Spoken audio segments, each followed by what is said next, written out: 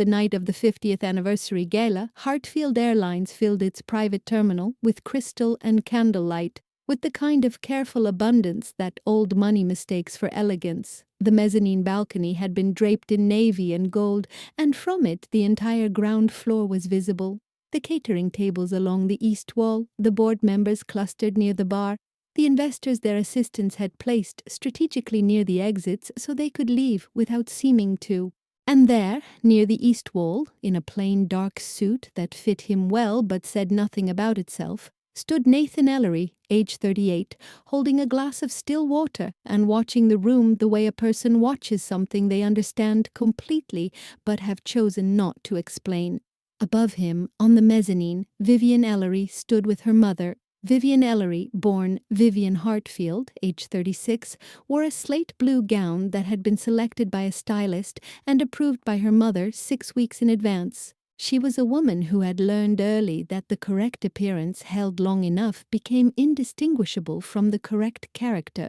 She looked down at Nathan. Her expression did not change. "He doesn't belong here," she said to her mother, in a voice she did not particularly bother to lower. "He's the help who married me by luck." At least 3 board members heard it.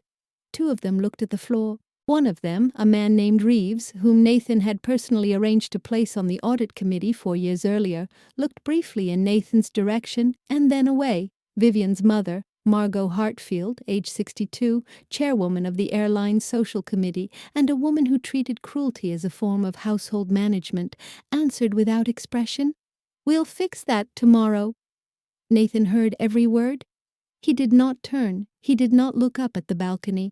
He moved his left hand slightly inward, adjusting the small silver aviation pin on his lapel, the one worn inside his jacket, where no one would notice unless they were close enough and looking, and then he set his water glass on the table and straightened. He did not belong here. He had never belonged here. This had always been the plan. The room contained most of the important people in Nathan's life, arranged as Vivian's family had arranged them. Gerald Hartfield, age 64, public CEO of Hartfield Airlines, Vivian's father, a broad-shouldered man with silver hair who had spent 30 years learning to speak as though he had built the company himself, stood at the center of the room near the main podium. He shook hands with genuine warmth. He had always been better with rooms than with documents. Victor Crane, age 41, Hartfield Airlines brand director, stood at table 2 near the stage in a suit that cost more than 4 months of a ground crew salary.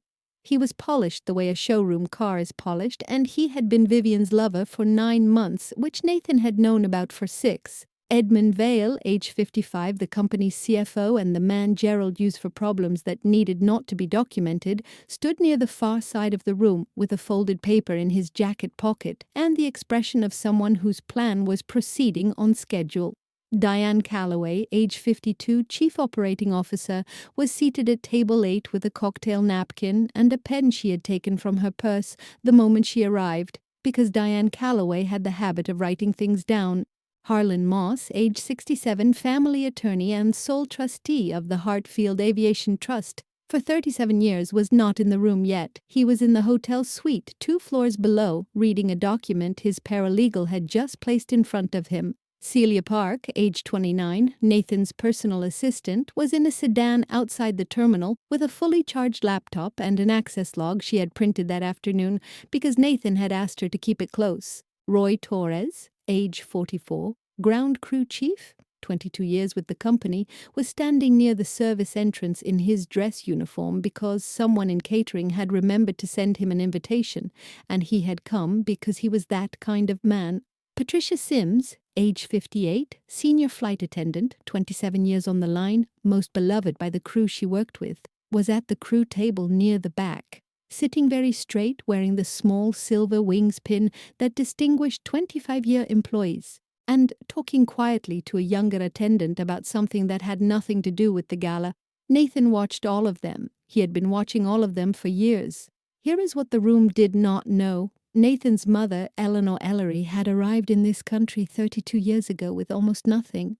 Over the next 31 years, she built Hartfield Airlines from a single leased cargo turboprop, working simultaneously as a dispatcher, a mechanic's assistant, and her own bookkeeper across 12-hour days that she never described as difficult because she did not use difficulty as a category. She brought in Gerald Hartfield 12 years in as a public-facing partner. He had the family name, the regional connections, and the capital access that she needed to scale. But she understood, with the precision of someone who has assembled something with their own hands, what a family's hunger for status could eventually do to it. She retained 100% beneficial ownership through a Delaware sealed trust registered on March 4, 2003. Gerald's name went on the letterhead. Nathan's name went on every document that mattered. Eleanor died 11 years ago after her long illness, and at her death the trust transferred entirely and without condition to her son. Nathan Ellery owns 82.3% of Hartfield Airlines' issued and outstanding shares through the Hartfield Aviation Trust, registered in Delaware, valued as of the most recent independent appraisal at $2.4 billion. Gerald Hartfield runs the airline. Nathan Ellery owns it. These are two entirely different things, and the people in this room have spent years confusing them. 3 weeks after that balcony, Vivian Ellery walked out of the Hartfield Airlines boardroom with a federal agent at her side. Not as an executive, not as a Hartfield, as a person under criminal investigation for document fraud, in a matter referred to 2 agencies and a state bar committee simultaneously. She was wearing the same slate blue color she had worn the night of the gala, and she was walking the way people walk when they have just understood something they cannot take back. There is a kind of silence that looks like ignorance. It is not. It is patience, and patience, when finally spent, lands with the weight of everything it was carrying. What follows is the full account of what Nathan Ellery chose, what Vivian Hartfield chose, and the distance between those two choices that became, in the end, the distance between everything and nothing. Before this story ends, you will see Vivian lose the airline she believed was her inheritance. You will see Gerald's 30-year reputation unravel in a boardroom he built in his own name. You will see Victor Crane slide his chair back 1 slow inch at a time until it hit the wall. You will see the divorce papers that Vivian filed believing they would free her become instead the document that activated the trust clause she never knew existed and handed Nathan Ellery everything. If you have ever watched someone mistake a quiet person's patience for surrender, subscribe right now and comment the word wings below this video, because this story is for you, and I need you to stay until the end. Nathan Ellery did not work from the executive suite. He worked from a rented office 2 floors below it in a suite he had maintained quietly for 4 years under a consulting firm entity that no one at Hartfield Airlines had ever thought to examine. The office had 3 monitors, a whiteboard he replaced with a new sheet every Monday, and a view of the service road where the fuel trucks came and went in the early morning. He had chosen the office specifically because it was unremarkable, because the most useful intelligence about a company comes to the person who appears to have no particular stake in what he hears. Celia Park sat outside his door. She answered calls to the consulting entity and brought him the access logs he asked for, and she had long since stopped being surprised by the things he noticed. In the 3rd week of February, a federal aviation compliance audit landed on the desk of Hartfield Airlines' Director of Maintenance Operations. The audit had been triggered by a whistleblower complaint, anonymous, related to falsified aircraft maintenance records. The records in question covered 31 aircraft across a 3-year period. Inspections had been logged as complete on dates when the aircraft were in service in 3 different time zones. Signatures belonged to licensed inspectors who had left the company, some of them 2 years earlier. One signature belonged to an inspector who had died 14 months before the date on which he purportedly certified the maintenance. The compliance deficit, if the audit ran its full course without remediation, would put 11 aircraft on immediate operational hold and subject the airline to civil penalties that Edmund Vail had, in a document Nathan had obtained 6 weeks earlier, estimated internally at between $18 and $31 million. Edmund had recommended in that document that the airline manage the disclosure timeline. Nathan had read those 4 words and set the document down and sat for a moment with his hands flat on his desk. Nathan read the audit notice on a Tuesday. By Thursday, he had reviewed all 31 aircraft files with Diane Calloway in the hangar maintenance office at 6 a.m. The door closed, no other management present. The files were spread across a folding table. Diane had color-coded the flags, red for records that were clearly falsified, yellow for records that were ambiguous, green for records that were legitimate. Red was by far the most common color. By the following Monday, Nathan had authorized a $4.3 million emergency compliance spend from the Trust's reserve account, structured as a capital infusion through the consulting entity, correctly documented and routed through Harlan Moss's office to the airline's maintenance trust account. It bypassed the public board entirely. It was legal because Nathan was the beneficial owner, and the reserve account was his to deploy. No one at the airline asked where the money came from. The money simply arrived, and Diane knew not to discuss its source, and she did not. 11 days. That was how long it took, with the correct funding and the correct people, to close the audit. Diane ran the operation with the maintenance crew directly. 22 aircraft inspected and documented by licensed inspectors, brought in from a firm that had no prior relationship with Hartfield Airlines, and therefore no reason to be accommodating about what they found. 9 aircraft deferred to a scheduled maintenance window already planned for the following month, all records reconciled with the original filing and supported by photographic documentation of every inspection step. The compliance team from the federal office signed off on day 11 at 4:47 p.m. Nathan was not in the building when they signed. He was in the hangar break room, watching Gerald Hartfield's press conference on a small television mounted above the coffee machine. A television he had noticed the first time he was in that room because it was the only television in the entire operations area, placed there by someone who understood that the crew watched the news. Gerald stood at a podium with the airline logo behind him and spoke for 11 minutes about leadership, about the company's commitment to safety and operational excellence, about how our team rose to the challenge. He did not mention the maintenance crew. He did not mention Diane Calloway. He did not mention the $4.3 million, or where it had come from, or who had authorized it. He mentioned himself by first name 4 times. Roy Torres watched the same press conference from the same break room, standing with a cup of coffee going cold in his hand, in his work clothes because he had just come off a shift. He had the compact steadiness of a man who has spent 22 years working in environments where things that malfunction kill people and who takes that fact personally. He was quiet for a moment after the press conference ended. Then he looked at Nathan, whom he knew only as a consultant with building access who asked good questions and never seemed surprised by anything, and said, "I don't know how it finally happened, but somebody finally got management to act. We were this close to a shutdown, 400 jobs, just like that." He snapped his fingers. Somebody did the right thing. Nathan looked at him. He thought of what it meant to work 22 years in a place and believe in it enough to still care when the television was off. "You and your crew did the right thing," Nathan said. "The money only works if the people know what to do with it." Roy nodded. He looked at the blank television for a moment. He shook Nathan's hand. Nathan thanked him. Not for the moment, not for the compliance closure, not for the press conference that had just aired without Roy's name in it, but specifically for the 22 years. Roy looked slightly startled to be thanked for that, the way people are startled when someone sees the thing that actually matters. Nathan returned to his office. On his second monitor, in a secure document channel, Arthur Ewan, age 54, independent forensic accountant, had just flagged a discrepancy. A secondary maintenance vendor's billing schedule, across 14 invoices over 28 months, did not match the maintenance log entries that the compliance team had just reconciled. The amounts were not large in isolation. The discrepancy totaled $340,000 across 2.5 years. But the pattern was specific, and specific patterns of that kind do not form by accident. They form because someone with system access and sufficient authority made a series of decisions that each seemed in isolation small enough not to examine, and which together told a story that had nothing to do with maintenance. Arthur's note at the bottom of the flag read simply, "There is more here. How far do you want me to go?" Nathan read it twice.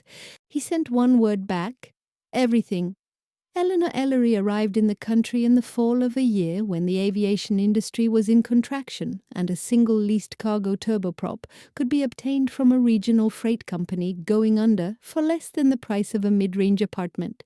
She was 31 years old. She had completed an accounting certificate, a commercial pilot's ground school curriculum she could not afford to finish, and a night course in small business administration, all while working 3 jobs the previous 4 years. She was not starting from the bottom of the industry. She was starting from before the industry began, in the specific way of people who have nothing structural to fall back on, and so build the structure first. The company that became Hartfield Airlines was incorporated under a different name entirely, Ellery Freight Services, registered in a state that no longer appears in the company's official history, because the official history begins at a point that is convenient for the people who benefit from it.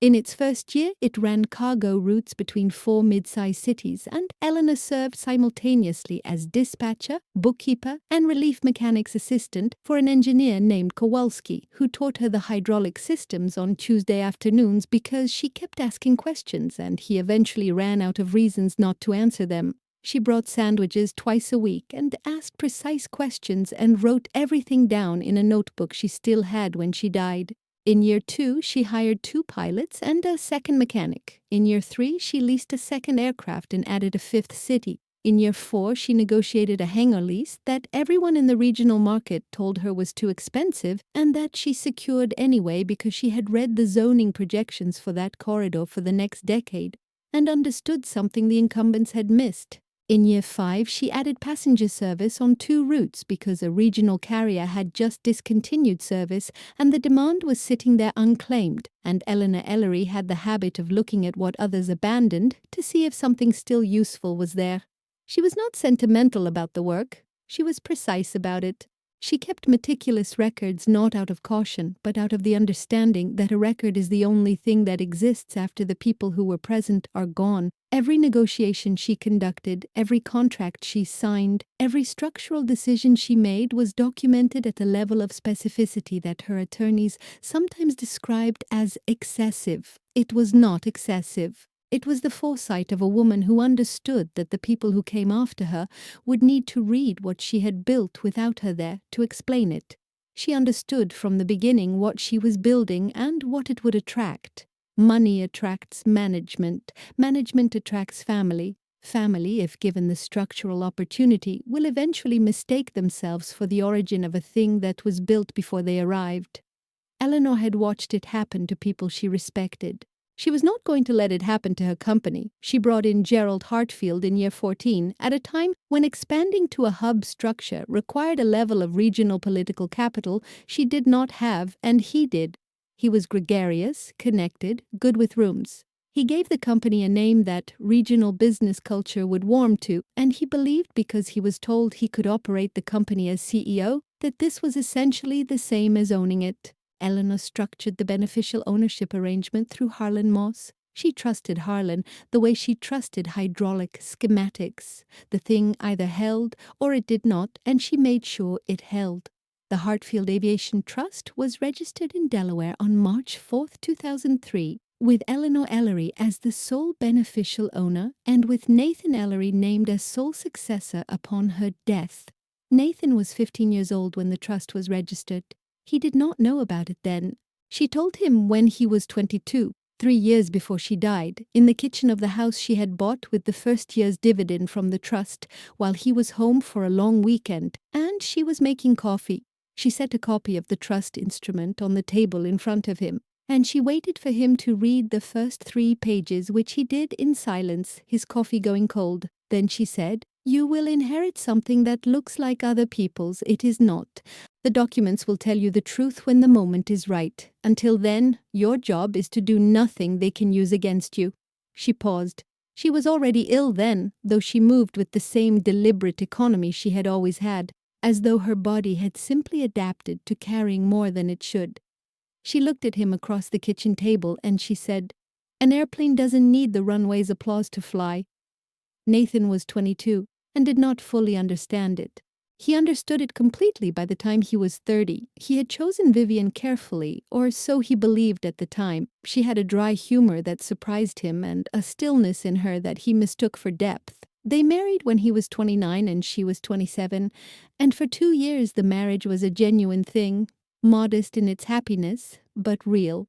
Then her family's gravitational pull began its slow work. The invitations started. The dinners where Gerald spoke and expected silence. Margot's quiet corrections of Vivian's opinions, delivered with the patient consistency of someone reshaping clay. And Vivian, who had been still, became instead a person who was very good at knowing what the room wanted, which is an entirely different thing. Nathan noticed the change in Vivian before he noticed Victor. He saw it in the way she talked about his work, which she had previously left alone, as though she had received new information about how to evaluate it and had decided to apply that evaluation. He saw it when she began describing him to other people in ways that were technically accurate and precisely wrong. Accurate about what he did, wrong about what it meant. He noticed Victor at a company event in October, a glance across a table that lasted 1 second too long, and he said nothing because he had the patience of someone who has been told, by the person he most trusted, to do nothing that could be used against him. He kept working. He did not alter his habits. He did not confront, accuse, or withdraw in any visible way. He simply watched and worked and waited. There was a trust provision he had known about for 7 years, but had never had reason to consider activating, Section 7C. He had read it the way you read the instructions for an emergency system you hope will never be necessary. He could not have anticipated that Vivian herself would be the one to engage it. The provision required 2 specific events in combination. He had not arranged either. They had not yet happened. But the discrepancy Arthur had just flagged in the maintenance vendor's billing was beginning to look like the edge of something much larger, and Nathan had learned from his mother to look carefully at edges. Harlan Moss had been receiving the annual trust disclosures for 11 years without anything requiring more than administrative attention. In the 29th month of the secondary maintenance vendor's billing relationship with Hartfield Airlines, Harlan's paralegal noticed something in the standard financial review that did not match the format of prior years, an invoice category that existed in the trust's expenditure reports but had no corresponding line in the airline's audited annual accounts. The amount was $71,000. It was not by itself a significant number. But when Harlan's office matched it against the prior 2 years' disclosures, the pattern was unmistakable.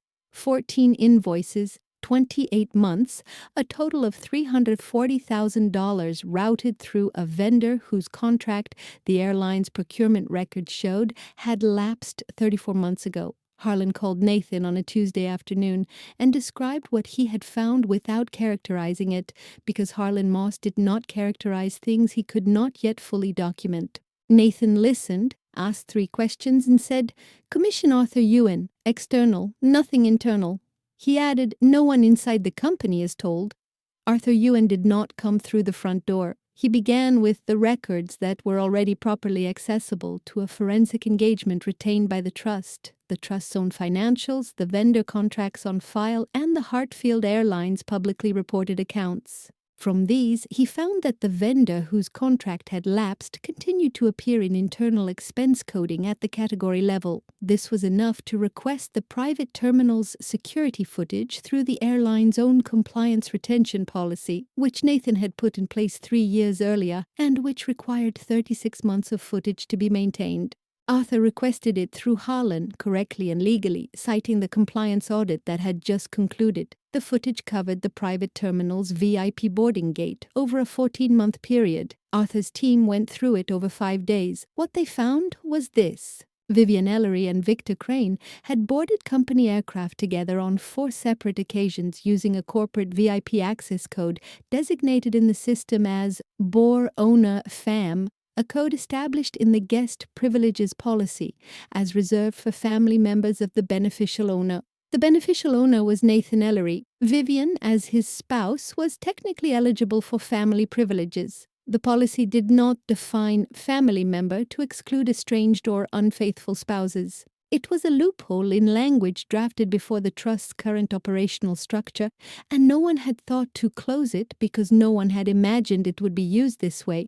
Celia Park had been the one to notice the code in the first place. She maintained the access logs for Nathan's consulting entity, which had observer-level permissions on the airline system as part of its compliance engagement. 6 weeks before the anniversary gala, she had seen the Boer owner FAM code appear in an automated daily access log and flagged it because she knew the code category and she knew Nathan had not authorized any family travel that week. She had printed the log and kept it without being asked. When Nathan asked her to keep it close the night of the gala, she already had it. The 4 trips confirmed by the hotel records attached to the VIP code were Nice, Buenos Aires, Tokyo, and Vancouver. The records came from the airline's own loyalty and hospitality system, which automatically logged corporate account usage tied to the VIP code. Each trip had been expense coded by Edmund Vale personally under the category Brand Partnership Engagement, with Victor Crane listed as the company representative. Vivian's name did not appear in the expense reports. It appeared in the hotel folios tied to the same booking reference numbers. This was the second layer. The third arrived from Harlan's paralegal, who had been cross-referencing the board's resolution log as part of standard trustee oversight. She found a resolution she had not seen before, a document bearing the Hartfield Airlines board letterhead, dated 6 weeks prior, bearing 5 board member signatures, authorizing the addition of advisory rights for Victor Crane as an independent brand consultant and adding a family shares clause that, if valid, could create grounds to challenge the trust's effective operational control by introducing competing governance claims. The date on the resolution placed it 6 weeks in the past. The board had not met 6 weeks ago. 3 of the 5 signatures were those of board members who were confirmed to have been traveling internationally on the date the resolution bore. The 4th signature belonged to a former board member who had resigned 8 months earlier. The 5th was Edmund Vale's own name, in the capacity of executive secretary, a role he did not hold. It was a forgery. It was not a sophisticated forgery. It was the kind of forgery that works when no one looks closely, and Edmund Vale had spent years ensuring that close looking was structurally discouraged. But the board had just received something else entirely. A shareholder audit notice requested by an unnamed beneficial owner, routed through the registered agent's office in Delaware and sitting in the corporate secretary's inbox as of that morning. The gala was a Thursday. In the airline's calendar, it had been marked important since January, the 50th anniversary of the founding, which Hartfield Airlines dated from the year Gerald joined the company, not from the year Eleanor Ellery incorporated her first entity. Nathan had noted this revision of history without comment. He had attended the gala because Harlan had advised him to be present and observable, and because he had learned that the correct preparation for a reversal is to be completely unremarkable in the time just before it. Vivian had designed the seating arrangement herself. Victor Crane was at table 2, near the stage and the rostrum, adjacent to the board members who had the most public visibility. Nathan was at table 14, adjacent to the east wall, next to the catering liaison. This was not a subtle arrangement. Table 14 was, in terms of the room's social cartography, the equivalent of being told you exist but are not required to speak. Vivian delivered the keynote address. It was 18 minutes long. She mentioned Gerald by name 11 times. She mentioned the founding of the company, describing Gerald as the visionary who had taken a regional operation and built it into something significant. She mentioned Elena Ellery once as a founding partner in a subordinate clause, in a sentence that was constructed specifically to keep the clause from requiring emphasis. She did not say Nathan's name, not once, not in acknowledgement, not in passing, not in the list of people she thanked at the close. He sat at table 14 and listened and watched the room listen, and he noted which board members looked at the floor when Gerald's name came up the 8th time and the 9th. The ones who had been around long enough to know that some of what was being said was not quite true, but had decided that this was not their evening to say so. During the cocktail hour that followed, Margot Hartfield collected the inner circle with the practiced efficiency of a woman who has been managing social damage for decades. 4 board members, the head of public relations, the chairs of 2 club foundations, and 2 major investors. She gathered them near the eastern balcony access, and in a voice she did not lower, she said, "He contributed nothing to this family. He has no business being here. After tomorrow he won't be." She turned to Vivian, who was standing nearby. "You did the right thing, signing today." Vivian looked at her mother and nodded once. It was a small nod, and it contained a great deal. Edmund Vale stood at the edge of the cluster and smiled at no one, because the resolution he had prepared for filing the next morning was in his jacket pocket, and everything from his perspective was proceeding exactly as it should.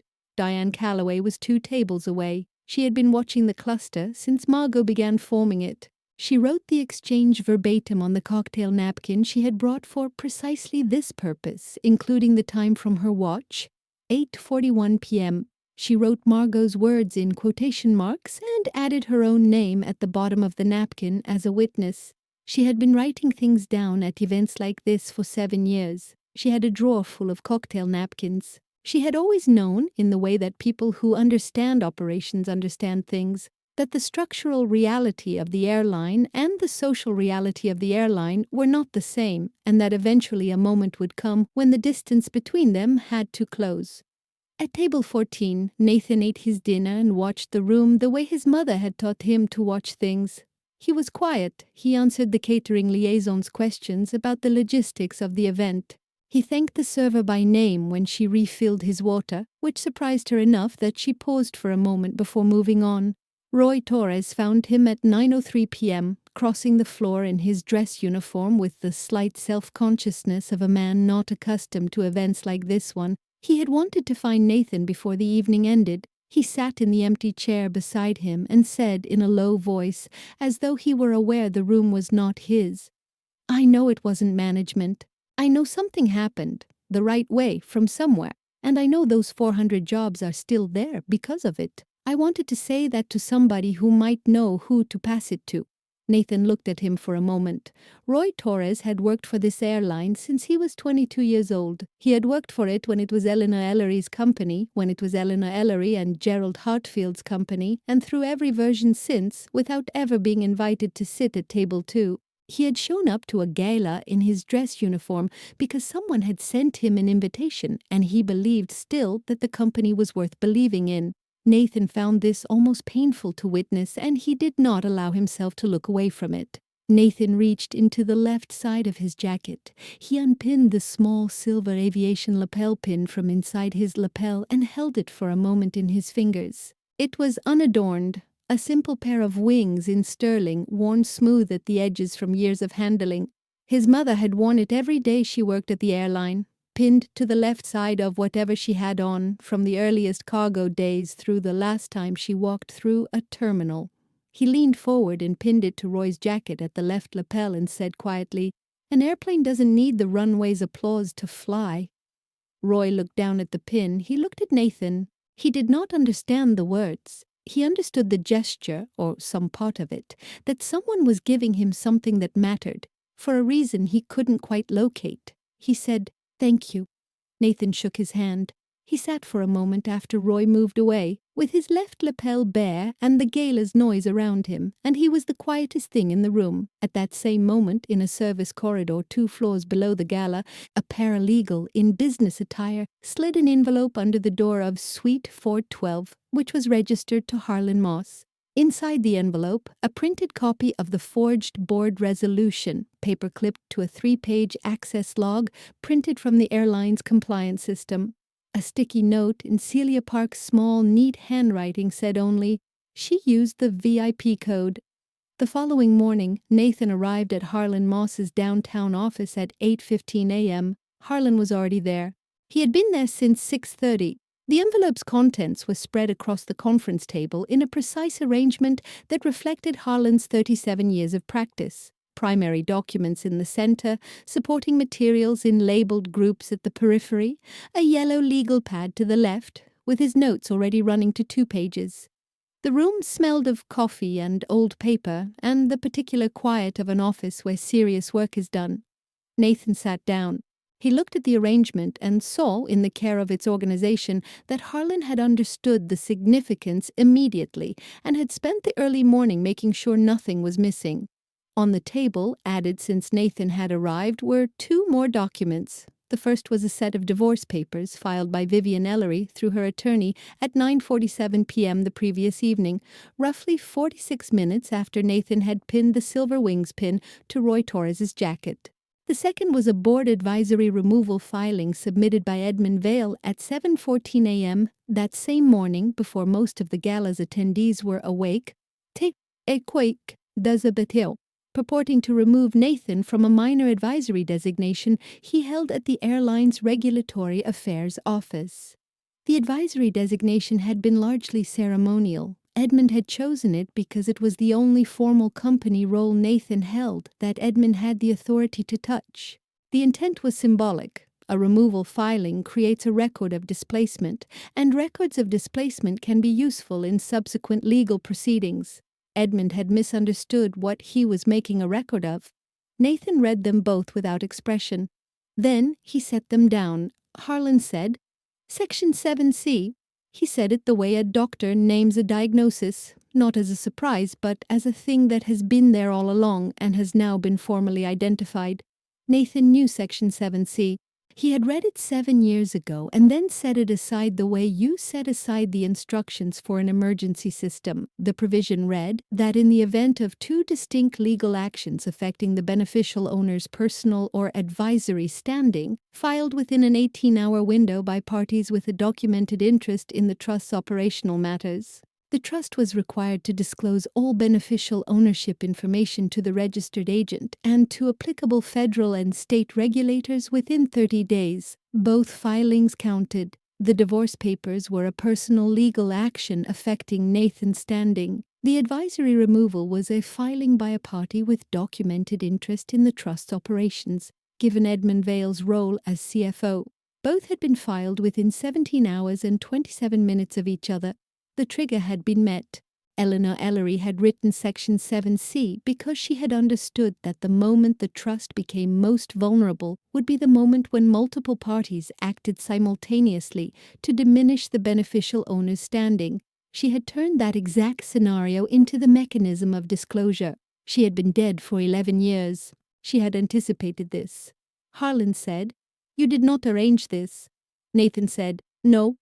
Harlan said, "She handed you the mechanism." Nathan said, "Yes."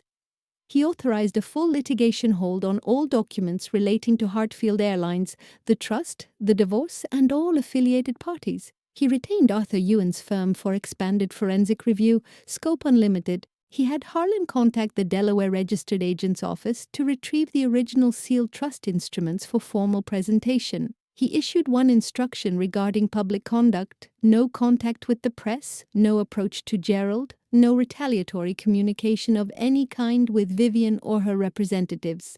"We do this correctly," he told Harlan. "Every step correctly." Within 48 hours, the forged board resolution had been formally referred to the State Bar Ethics Committee with Edmund Vale's name on the referral document, supported by Harlan's office and the forensic review Arthur Ewan had already completed. The referral included the original document with the forged signatures, Arthur's analysis of the signature patterns, the board's travel records confirming the impossibility of the meeting the resolution claimed to represent, and a complete timeline of the resolution's filing history showing that it had been submitted to the corporate secretary's office 17 minutes before Edmund filed the advisory removal. That afternoon, Nathan called Patricia Sims. She answered on the second ring because she always answered on the second ring. He introduced himself by name and explained, simply and without detail, that he was calling about the company's current situation, that certain significant changes were coming, and that he wanted her to know directly from him that no flight attendant positions would be affected regardless of what happened in the coming weeks. She was quiet for a moment. Then she said, in the careful way of someone who has worked 27 years for a company and is accustomed to being the last to know anything, "Mr. Ellery, you've always been the one who actually cared about us. Everyone in the crew knows it, even if they don't know exactly why." Nathan thanked her. He did not explain why he knew she was right.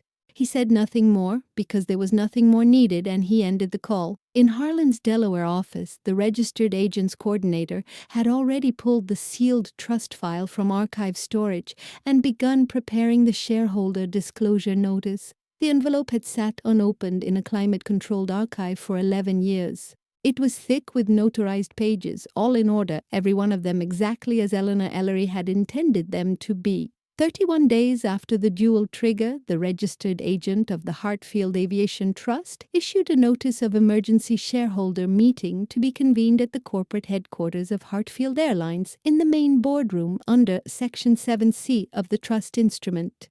The notice was addressed to the board, the registered agent's representative, and all parties with recorded governance interest in the airline. It was a legally required meeting. No one could decline it.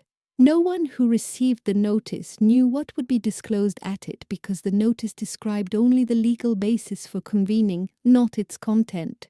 Vivian arrived at the boardroom at 10:01 a.m.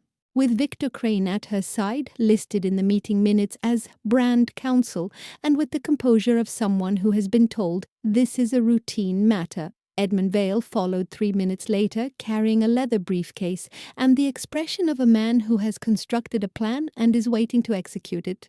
Gerald Hartfield arrived last at 10:07 and sat at the head of the table where he had sat for 30 years because Edmund had told him this was a routine trust disclosure formality, the kind of administrative requirement that occasionally surfaces with complex holding structures, nothing requiring preparation. The remaining board members sat at their assigned places.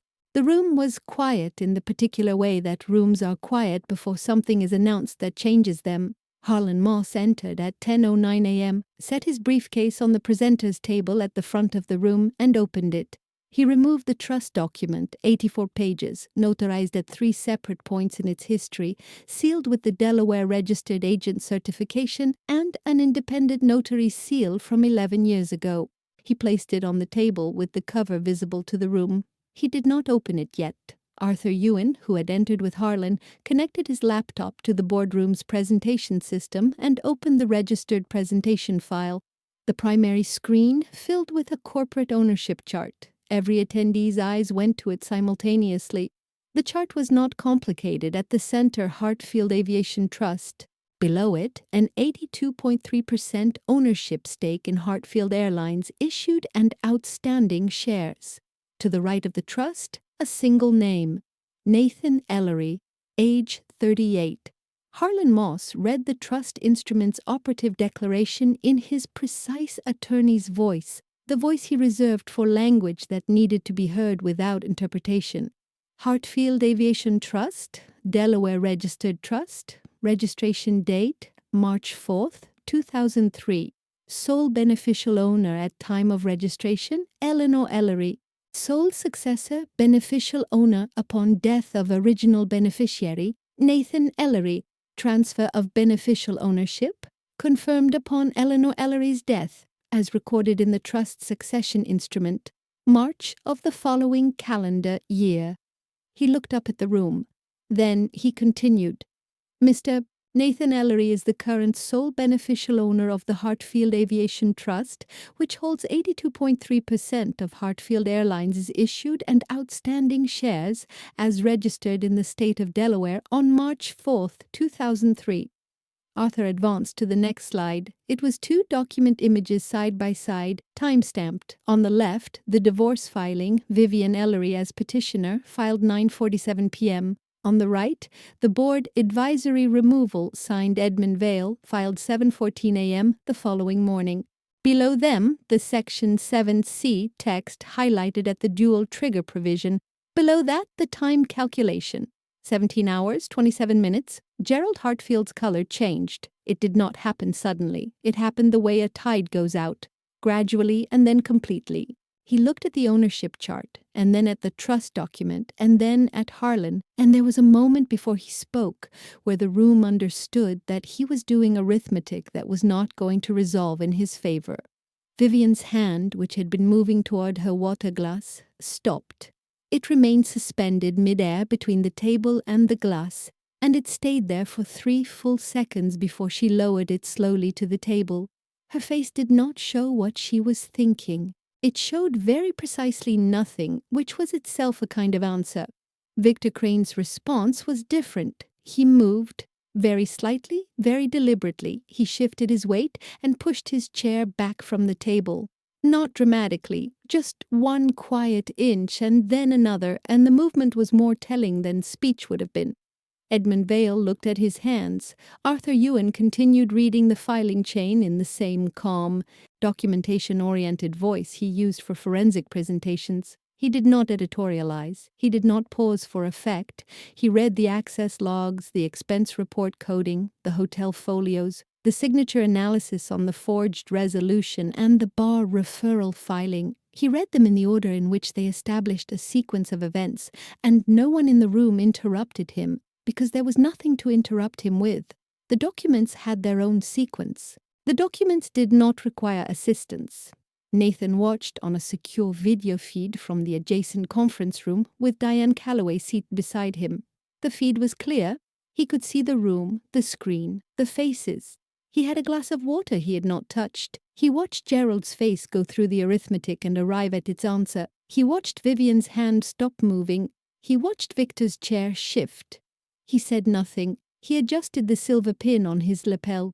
He held it for 2 seconds through the fabric of his jacket, and then his hand returned to the table. 41 seconds passed in the boardroom after Arthur stopped reading. No one had spoken. Then Gerald Hartfield asked quietly, in a voice that had gone to a register lower than his usual one, "How long has the trust been in place?" Harlan said, "Since March 4th, 2003. You signed the acknowledgement of beneficial ownership on page 47 of the consortium agreement in January 2018, Mr. Hartfield. The acknowledgement was prepared by my office and reviewed by your family's legal counsel at that time." Another silence. Victor Crane's chair stopped moving when it hit the wall.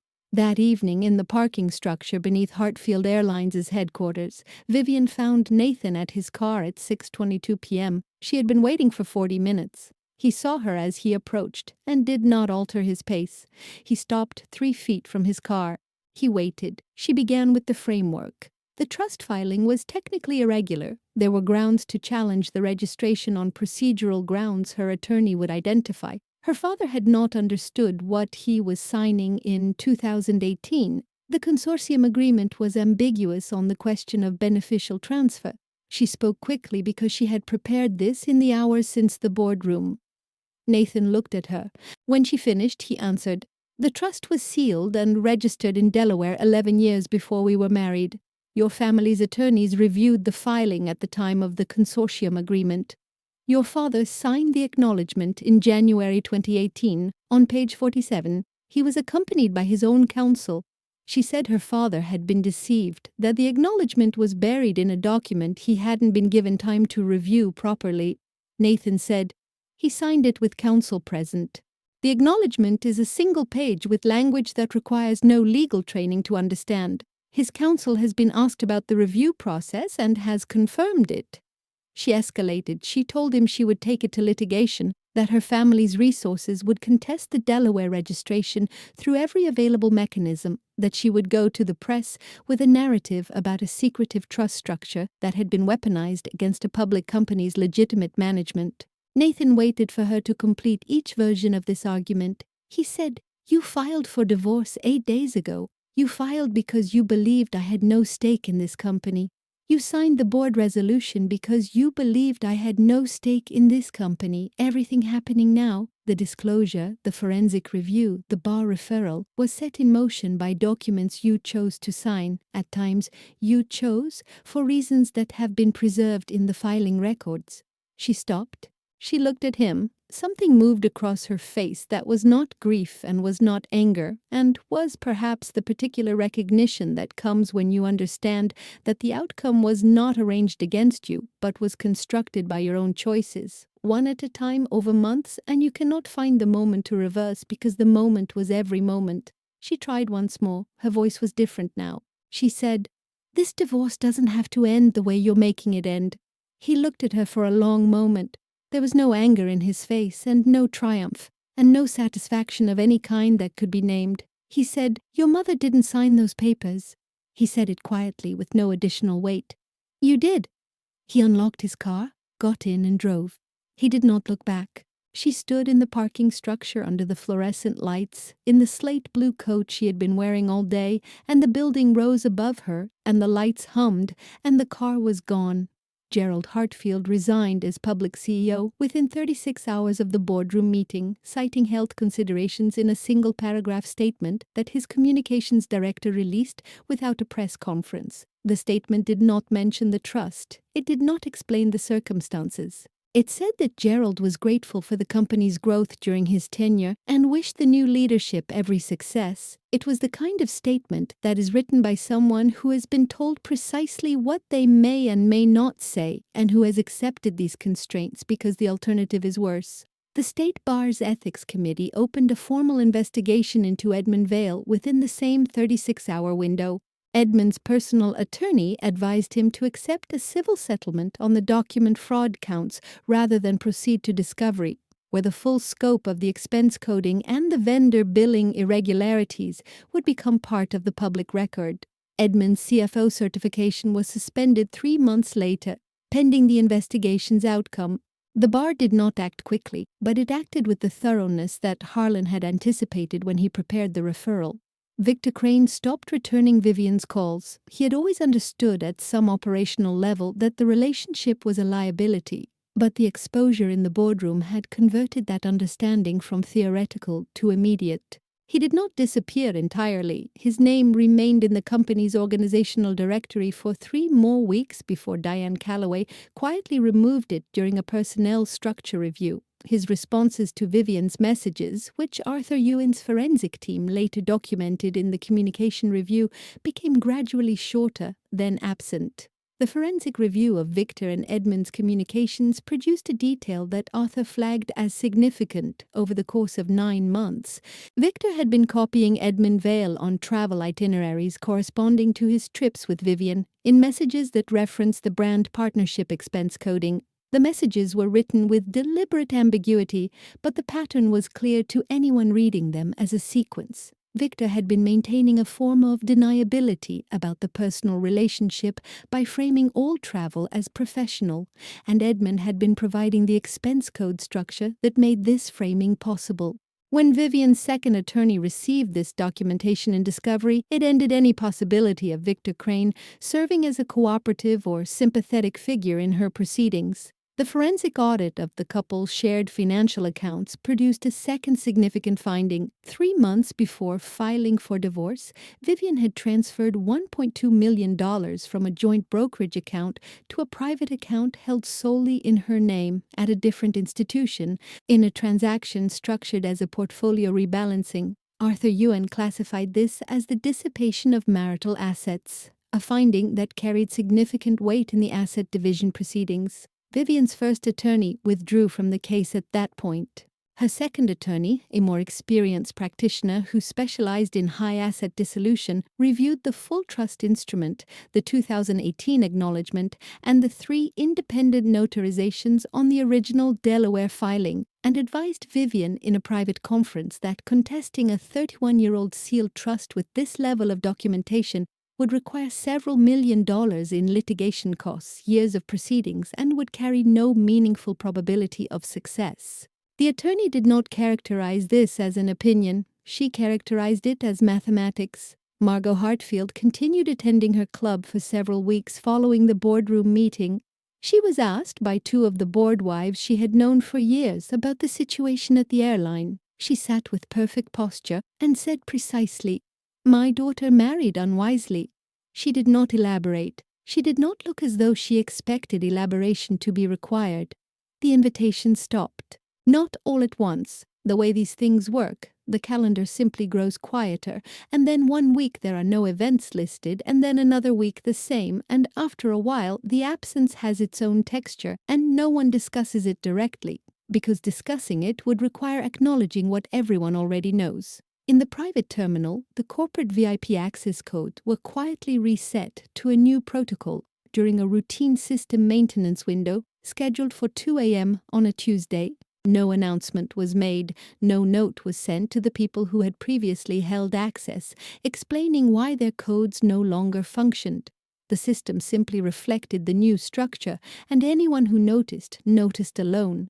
Nathan accepted the formal designation of chairman and beneficial owner without a press conference and without a statement to media. He issued a single internal communication to company employees, one paragraph, stating that the trust's ownership structure had been disclosed per regulatory requirements, that Nathan Ellery was the beneficial owner and would be assuming the chairman role, and that no positions would be affected by the transition.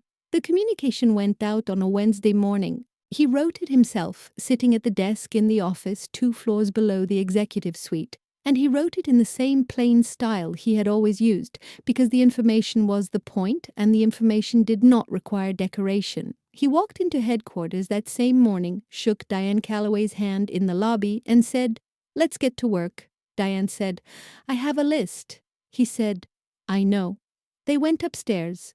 The board restructuring took 3 weeks. 7 members total, 3 retained from the prior board, 4 new members selected for operational and regulatory expertise, and, for the first time in the airline's 50-year recorded history, 2 seats assigned to employee representatives chosen through a process open to all full-time staff. Roy Torres was asked to consider putting his name forward for one of the employee representative seats. He said he would think about it. He was still wearing the silver pin. Diane Calloway was appointed co-CEO, the first person to hold that title in the company's history. She accepted with a single nod and then asked when the maintenance operations review was scheduled because she had thoughts about the staffing model in the Western Hub that she had been saving since the compliance audit.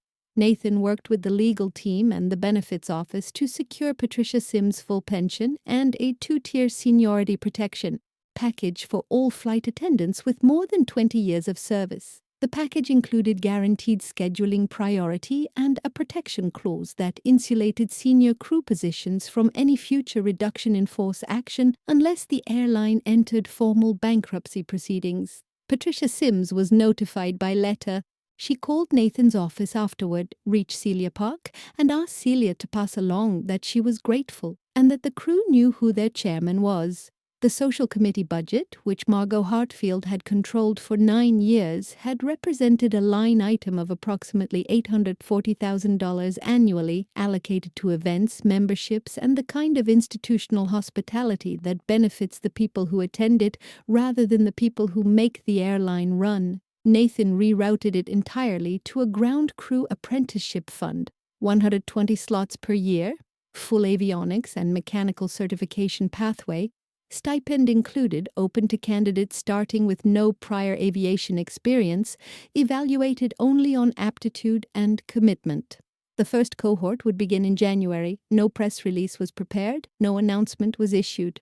The fund was simply funded and open, and applications were available on the company's internal employment portal. The silver aviation pin was back where it had always been, pinned inside his left lapel underneath his jacket, invisible unless someone looked closely and was standing near enough to see.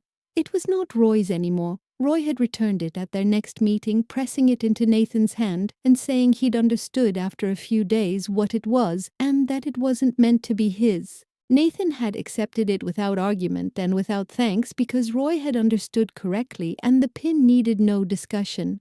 He put it back where it had always been.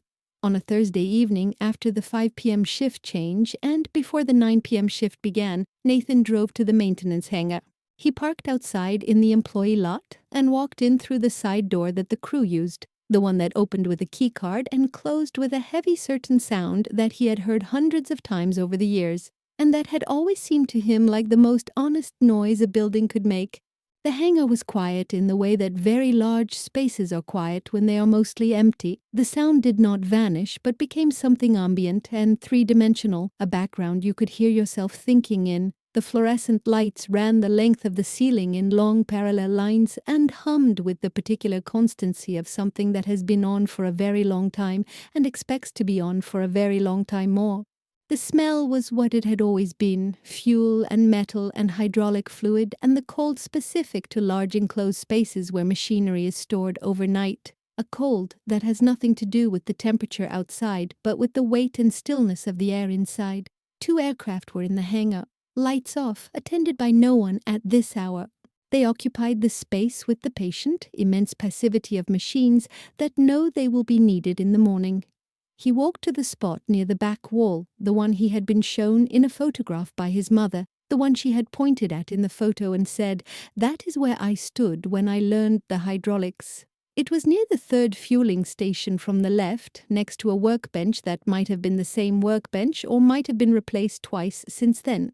There was nothing marking it. It looked exactly like the rest of the floor, grey concrete worn smooth from decades of foot traffic and equipment movement, the kind of surface that accumulates a history without recording it.